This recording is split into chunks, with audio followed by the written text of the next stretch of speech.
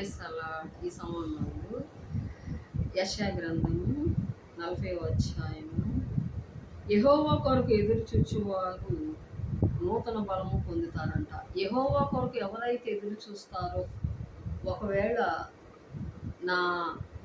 నాకు శక్తి లేదు, నాకు బలము లేదు, అంగబలము లేదు, ధన బలము లేదు, నాకు ఏ బలము లేదు, నేను చాలా బలహీనుడని భయపడుతున్నటువంటి నా సహోదరి, నా సహోదరుడా, దేవుడు చెప్తున్నాడు, యెహోవా కొరకు ఎదురు చూచువారు నూతన బలం పొందుతారంట.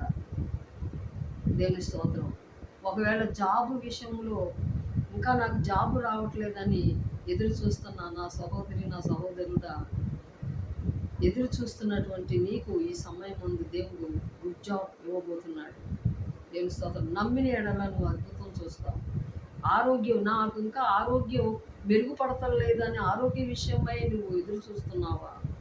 దేవుడు ఖచ్చితంగా ఈ సమయం నీకు మంచి ఆరోగ్యం, నూతన బలము దేవుడు నీకు ఇవ్వబోతున్నాడు. నమ్మితే అద్భుతం చూస్తావు. దేవుని స్తుతులు వందనాలు చెల్లిస్తున్నాను. చదువు విషయంలో, జాబ్ విషయంలో, ఆరోగ్య విషయంలో, ఏ విషయమైతే నువ్వు ఎదురు చూస్తున్నావో, దేవుని కోసం ఎవరైతే ఎదురు చూస్తారో వారికి దేవుడు నూతన బలం ఇస్తాడంట, నూతన శక్తిని ఇస్తాడంట. దేవుని స్తోత్రం. మీరు జాబ్ విషయంలో మరీ పదే ట్రై చేయండి. మీరు ఒక అడుగు వేస్తే దేవుడు 100 అడుగులు వేస్తాడు. దేవుడు మీకు తోడుగా ఉంటాడు అన్ని విషయాల్లో.